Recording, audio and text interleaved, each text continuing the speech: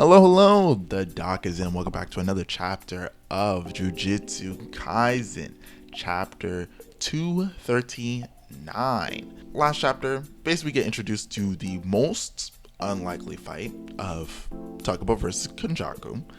No one saw it coming, including myself, and I do agree with people who are like, damn, I want to see the Yuji and Higuruma and Akari versus Urami and Sukuna fight. I also want to see Yuta fight Kenjaku. All things that are coming later. I feel I trust in Gege. Me and him are locked in. He is not going to fail me. Now, he may kill the characters unabashedly quick, but I'm going to see the fight. So I'll take what I can get. Anyway, so that's what happens last chapter. Let's get into this chapter. Chapter starts off. We go into the past. Not quite sure when. This could be during the Gojo versus Sukuna fight. It also could be before then. Like, more like during the time skip area that we didn't really find out what was going on during. Point is, it's sometime in the past. Before Hazanoki and Kenjaku actually have their meeting. And then, Takaba shows up. But Angel specifically is like, hey, we should probably jump. Well, not jump, but we should probably have someone go beat up Kenjaku while he's separate. And just like then, the plan for the merger doesn't go through. Then they consider the rule. Akari and Yuta consider the rules and like, well, me and Akari are here. I mean, they can't do the plan if we're still alive. And we'll beat Sukuna, so it's all good. And Kusakabe has a moment in his head where he's like, you two live? So you're saying that the rest of us are going to die? But he didn't say anything out loud because, that would be a terrible, terrible idea. It's not the time to be mentioning facts about the fact that they're basically suggesting that only us two are likely going to live. The rest of you, not saying you're cannon fodder, but your life is very much hanging in the balance. They kind of leave that behind, and they continue the conversation, and they're basically like, and it may not be a safe idea to assume that, because forbid Gojo lose, then Sukuna loses as well to us, we'd basically be sitting ducks, let alone potential of them jumping us. Whoa.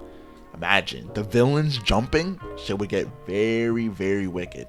So then they consider, send Maki. But then they're like, you can't just send Maki. Then Kusakabe is like, hey, Maki probably can't even do it because I can't do it. And then Meimei is like, whoa. Grade 1s can't do it. I can't go, and maybe you're just not good enough. Then Angel's like, you know what? I recommend Takaba. And everybody's like, him? Why? Kusakabe even says, the only thing I remember of this guy is that his pee-pee fell out of his pants. I was like, oh.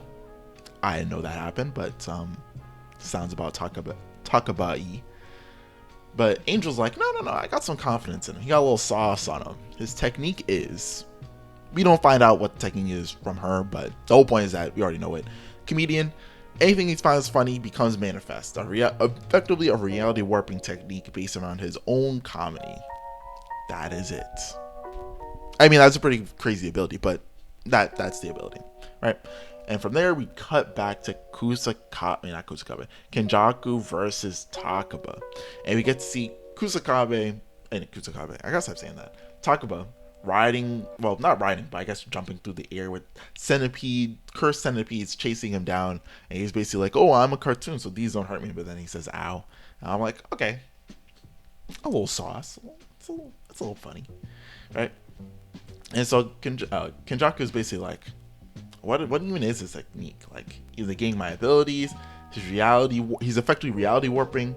Takaba basically is like, you're a evil Americanized villain, right, with a mullet. He's like, even kids can beat you, so I'll just beat you up right now, right? That's the joke. And so he actually gives him an American flag bandana and sunglasses, and it's just like, he's reality warping, that's for sure. And right off the bat, Kenjaku's like, oh snap, I know I got a lot of knowledge and stuff, but this is such an odd ability, I gotta be careful, because he could actually beat my ass. From there, they begin talking, and they have a whole conversation about who is this guy, why is he here, and basically we get a little bit of Takaba's history, and he's basically like, oh, I'm a great comedian, and Kenjaku's like, wait, you're a comedian who performed in this event? Isn't that event for like the worst comedians of like all of Japan? And of course they kind of go off from that, and then it's like Kenjaku starts getting Takaba's number. He's like, oh, you're a trash comedian, and Takaba's like, you get it. You're an expert. You're a worker of the craft too. And what basically happens from there is that Kenjaku and Takaba kind of like sort of hit it off. Even Kenjaku mentions it. He's like, oh, we're getting along pretty well, because Takaba's a comedian and everybody else is just effectively an audience member. But Kenjaku is the first person who's kind of like a peer in his field. Kind of not surprising, since Kenjaku is the kind of guy who would probably take a little detour during his 1,000 years of life to be like, let me get into this thing called comedy. What is that all about? Right? From there, Takaba basically is like, you know what? It's written all over your face. Clearly, you're in need of a good laugh. And it's literally written on his face, and then not literally gives, but like materializes a mirror in Kenjaku's hand, putting it up to his face. I'm not gonna lie, that was pretty funny. I was like, okay, that's kind of funny, right? And then he's like, all right, I got you. I'm gonna hit you with this one-liner. Don't use it. All right, I'm giving you access to it, royalty-free. I'm like, whoa, the one-liner. This is none of your biz net. Makes a Wi-Fi symbol. And Kenjaku sighs. Oh, telling a joke, and the person listening to the joke is like, yeah, no, right? Kenjaku then begins critiquing. First off, he breaks down where he believes that he breaks down where he thinks Takaba even came up with the joke in the first place. Basically saying he was probably at an internet cafe of some form, and they had shitty Wi-Fi, but it automatically connects. Which, to be fair, I've had that happen to me before. I hate that kind of internet. I'm like, it's fucking useless. That put aside though, Kenjaku basically begins breaking it down. Then he even goes to the point of giving an example of a proper joke.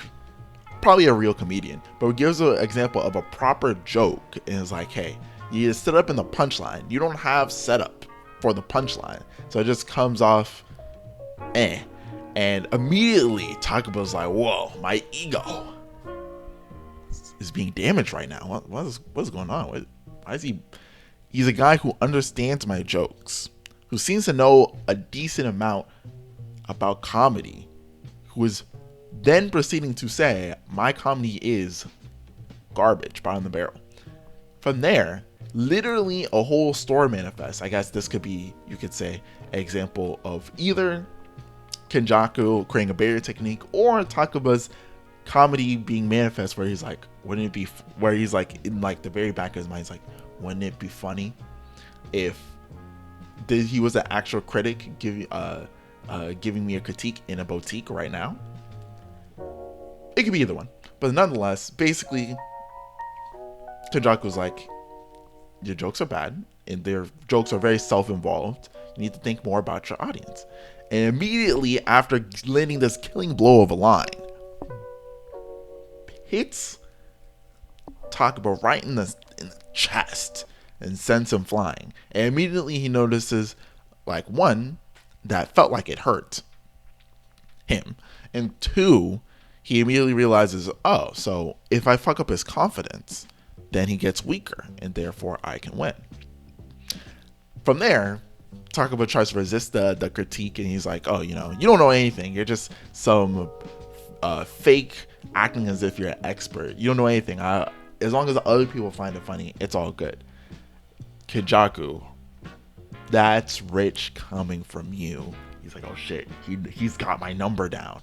Because the main thing about Takaba's humor, as we kind of get in as we go on, is that he's not really trying to make other people laugh. He just finds things funny and says them. Like, I wouldn't say that's the joke, but that's just how he goes about. He's not trying to make people laugh by purposely saying things that he feels like will make people laugh.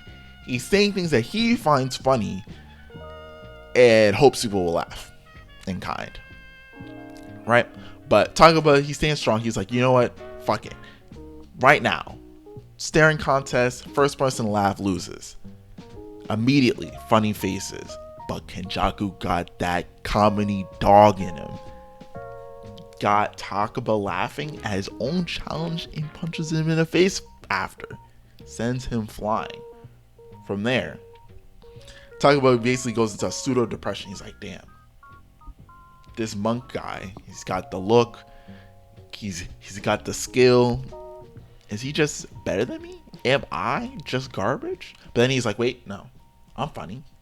I'm very funny. He then sees Hazunoki's dead body. He's like, damn, this ain't a laughing matter. Kenjaku, laugh. You're a comedian, aren't you? Immediately thrown into a full-on reconciliation, reflection moment. Why did I even become a comedian? How am I supposed to be a comedian if I can't laugh? I'm supposed to make the audience laugh. End of chapter. From here, more than likely, like not even more than likely, like almost 100% guaranteed, we are going to get an explanation on why Takaba even became a comedian in the first place. I think this is a 100% probability chance thing, and it's definitely gonna happen. What will be interesting is after this reflection moment, will Takaba get up stronger than before, or will he get the let's say Kashimo treatment, I guess not waffle because there's no cleave and dismantle, but point is, either next chapter Takaba is going to die almost immediately and we're gonna just leave that end of the fight, or Takaba is going to regain confidence and or come to a realization that I don't need everybody else to find it funny. I think it's funny, and that's good enough. Because honestly, that's how his technique works. He needs to think it's funny.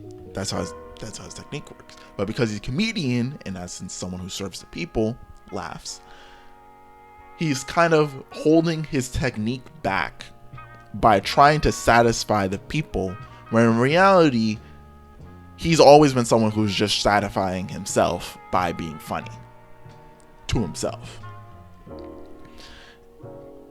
But beyond that, that's all next chapter, right? I think this chapter is actually fairly decent. I think outside of it just being like, oh, one, it's not unexpected. Two, there's Yuji versus Sukuna right around the corner. I feel like the chapter is actually pretty good. I think it does a pretty good job of explaining the weakness of Takuba's technique. It is interesting to also see Kenjaku just once again kind of, well, not once again, but just beats Takaba by essence of the fact that he's just a master of game as a whole. 1,000 years of life has basically made him a master of most things. He just knows most stuff. So for him, saying Takaba's joke is shit and breaking down why his joke is garbage is just what he would always do. Takaba's technique could have nothing to do with jokes, and Kenjaku would still feel it necessary to be like, no, that joke was not it, and here's why. To me, that's just good writing, because Kenjaku does seem like the kind of guy who would stop mid-fight to be like, damn, your joke is ass. Like, we really need to work on that. Like, Kenjaku would be, if there was any villain to do this, it'd be Kenjaku. Because I think about someone like Sukuna. Sukuna would try to circumvent having to deal with Takaba's humor, but he would never actually, like, I mean, I feel like he'd be like, yeah, it's kind of garbage. But Takaba would be able to circumvent any criticism from Sukuna by virtue of the fact that Sukuna's not really the type of guy to, like, care and or know humor. Like, he would have humor and stuff. Like, he'll have, like, the audience members, like, level of critique / understanding of comedy. But Kenjaku is coming at it from, like, the perspective of someone who is actually funny and understands telling a good joke. And is like, no, this is not a good joke. That's what makes this interaction entertaining to me. And also, Takaba he had a couple funny moments. Not like laugh out loud funny, but he had a little nose air breathe, a little nose air breathe moments. I was like, okay, it's a little something. Gege's cooking up a little, just a tiny bit. And he's also really enjoying making this fight. I can just tell just by the way everything's drawn and how things kind of flow. I'm just like, oh yeah, he is loving this. Anyway, that put aside, no break next week. I'll catch y'all in the next chapter video thing. The leaks video on Wednesday. When the next chapter comes out, I'll see y'all. Anyway, that is all. Peace. Thank you for watching. Feel free to subscribe and watch the videos on the right. Other than that, the doc is out. Bye.